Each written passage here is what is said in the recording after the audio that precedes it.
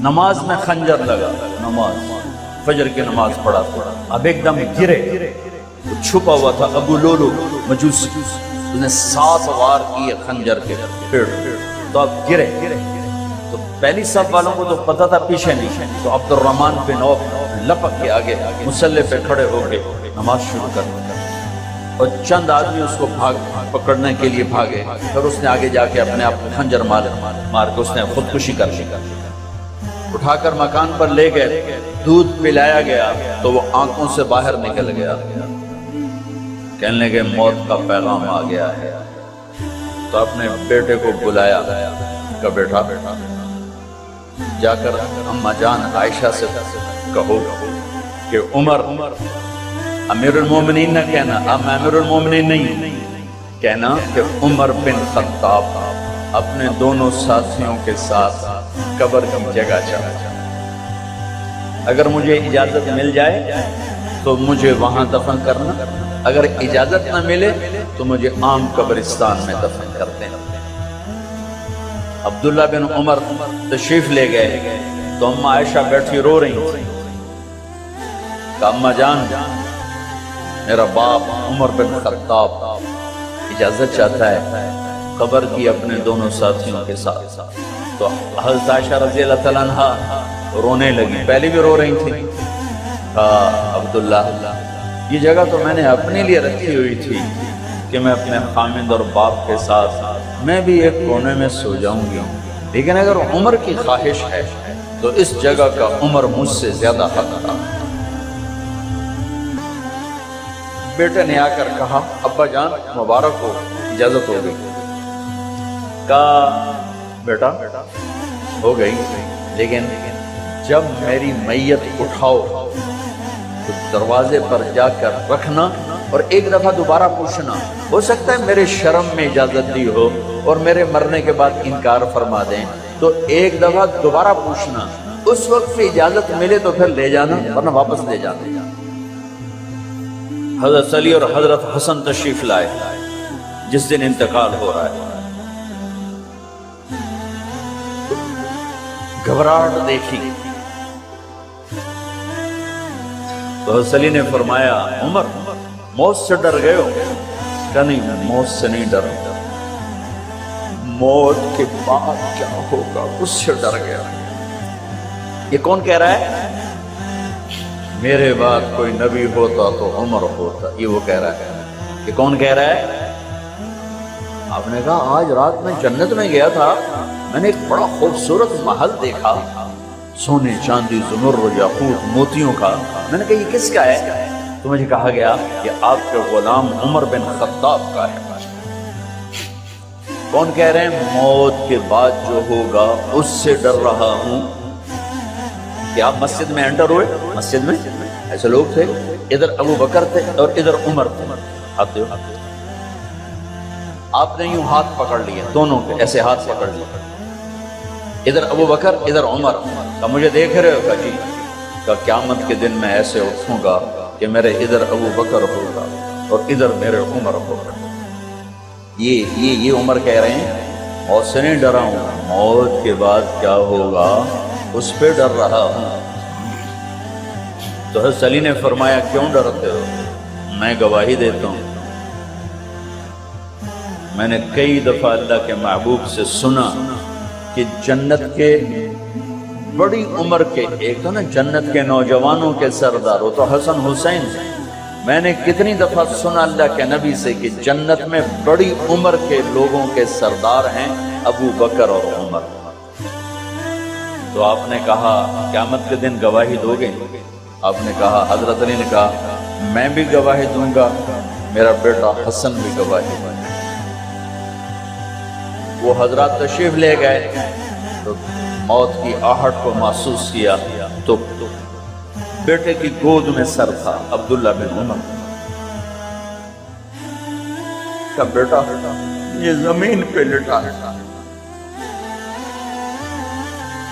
انہوں نے یہاں سے ہٹا کر یہاں سر رکھا، وہ سنا نہیں کیا کہہ رہا ہوں، زمین پہ ڈال دیا۔ ان کا جی نہیں چاہ رہا تھا، کیا کہہ رہا ہوں زمین پر ڈال. انہیں آگے کر دے, وہ پیچھے اپنا چہرہ مٹی میں یوں رکھ اور مٹی میں منہ ملنے لگے ایسے اور کہہ رہا ہے وَيْلٌ لَكَ يَا عُمَرْ إِن لَّمْ يَغْفِرْ لَكَ عُمَرْ إِن لَّمْ يَغْفِرْ لَكَ رَبُّكَ. اے عمر اگر تیرے رب نے آج تجھے معاف نہ کی تو تو ہلاک ہو. وَيْلٌ لَكَ وَلِأُمِّكَ وَيْلٌ لَكَ وَلِأُمِّكَ يَا عُمَرْ إِن لَّمْ يَغْفِرْ لَكَ رَبُّكَ. عمر اگر آج تجھے اللہ نے معاف نہ کی تو ہلاک ہو. اتنے بڑے مقام والے 1,24,000 میں ایک آدمی ہے مراد جسے مانگا گیا ایک آدمی. یا اللہ عمر دے دے میرے اسلام کی بلندی کے لیے. وہ کہہ رہے ہیں وَيْلٌ لَكَ يَا عُمَرْ إِن لَّمْ يَغْفِرْ لَكَ رَبُّكَ.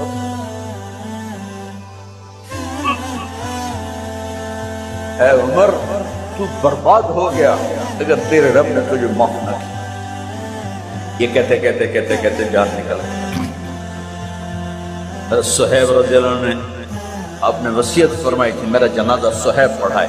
رومی جنازہ پڑھایا گیا, کندھوں پہ اٹھایا گیا اور آ کر اماں جان عائشہ رضی اللہ عنہ کے دروازے پر عبداللہ بن عمر, باقی تو کوئی پتہ نہیں تھا کسی کو, گوے ٹھہر جاؤ جنازہ یہاں رکھ دو. پھر آگے بڑھے دستک دی. اماں جان میرا باپ عمر بن خطاب دروازے پہ پہنچ چکا ہے, اندر آنے کی اجازت ہے. تو اماں جان عائشہ نے فرمایا مرحبا بعمر. ہم عمر کو خوش آمدید کہتے اور باہر تشریف لے گئیں. وہیں حجرہ مبارک میں قبر کھودی گئی. عبداللہ بن عباس فرماتے ہیں کہ میرے کندھے پر کسی نے ہاتھ رکھا تو میں نے یوں پیچھے مڑ کے دیکھا تو جناب امام المتقین حضرت علی کھڑے ہوئے رو رہے تھے اور فرما رہے تھے عمر مجھے پتا تھا تیرے سوا یہاں کوئی نہیں آ سکتا, مجھے پتا تھا یہاں تو ہی آئے گا اور کوئی نہیں آ سکتا. چونکہ میں نے ہزاروں دفعہ سنا خرجت انا و ابو بکر و عمر دخلت انا و ابو بکر و عمر. میں نے ہزاروں دفعہ اپنے نبی کی زبان سے سنا میں اور ابو بکر عمر گئے تھے, میں اور ابو بکر عمر آئے تھے, میں اور ابو بکر عمر اندر گئے تھے, میں اور ابو بکر عمر باہر گئے تھے. میں نے اپنے نبی کے نام کے ساتھ تجھے اور ابو بکر کو اتنا سنا ہے کہ کسی کو نہیں سنا, لہذا مجھے پتا تھا تو اسی جگہ پہ آئے گا, تیری یہی جگہ ہے. میرے بھائی بہنوں, یہ وہ لوگ ہیں جنہوں نے رضی اللہ عنہ کا ٹائٹل جیتا اور پھر روتے روتے مر گئے. مجھے کیا خبر کیا ہونے والی, اب کو کیا خبر کیا ہونے والی. بے شک میرا رب رحیم ہے, اس کے رحم کے تو پہلی کام بنے گا. کیڑیاں تقریراں تے کیڑے علم, کیڑیاں نمازاں تے کیڑیاں سجدہ, کم تو اس کی رحمت پر بنے گا. پر یہ اعمال اس کی رحمت کو لینے کا راستہ ہیں. یہ بھی ٹھیک نہیں ہے کہ اللہ غفور الرحیم ہے آپ ہی معاف کرے گا. یہ یزید اور حسین کو برابر تو نہ آل رسول کی بوٹی بوٹی نوچ دی جائے اس کی رضا کو ڈھونڈنے کے لیے. وہ نہیں کہہ سکتے تھے اللہ بڑا غفور الرحیم. اس لیے بھائی بہنوں, معاملہ بے شک اللہ کی ذات سے ہے, بڑا کریم ہے, آنسو دیکھنا چاہتا ہے, ندامت دیکھنا چاہتا ہے. کون ہے جس سے گناہ نہیں ہوتی؟ کون کون؟ میں اسے انسان ماننے کے لیے تیار نہیں. یا تو وہ کوئی فرشتہ ہے یا نبی ہے. نہ نبی آ سکتا ہے نہ ہم فرشتے ہیں, وہ انسان ہی نہیں جس سے خطا. لہذا میں اپنے رب کی قدرت پہ قربان جاؤں, رحمت پہ قربان جاؤں کہ اس نے توبہ کے لیے نہ عمر کی قید نہ عدد کی قید. ابھی تو 60 سال کا ہو گیا ہے, 70 سال کا ہو گیا، اب تیری کوئی توبہ نہیں، آخری سانس میں آ جا قبول ہے۔ ابھی تیری 100 دفعہ ٹوٹ چکی ہے توبہ، اب 101 دفعہ قبول نہیں، 1 کروڑ دفعہ توڑ کے آ جا، قبول ہے۔